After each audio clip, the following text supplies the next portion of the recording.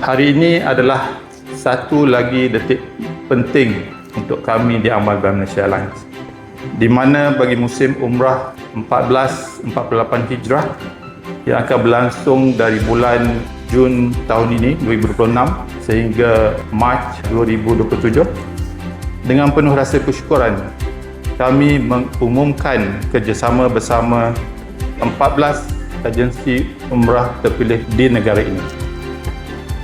Seperti yang kita pernah bincangkan sebelum ini, kerjasama strategi ini bukan hanya sekadar satu perjanjian komersial.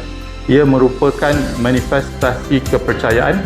Ia juga adalah satu penjajaran visi serta komitmen bersama dalam usaha memperkukuhkan dan memantapkan ekosistem perjalanan umrah di Malaysia.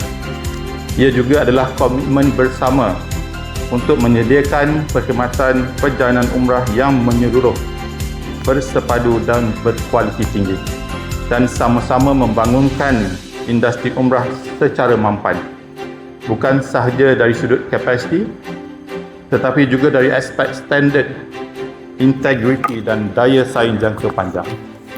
Jadi untuk musim hadapan, musim 1448 Hijrah, kami akan menawarkan sebanyak 223,000 kerusi penerbangan ke Jeddah dan Madinah, dan ini merupakan penambahan sebanyak 10% dibandingkan musim yang lalu.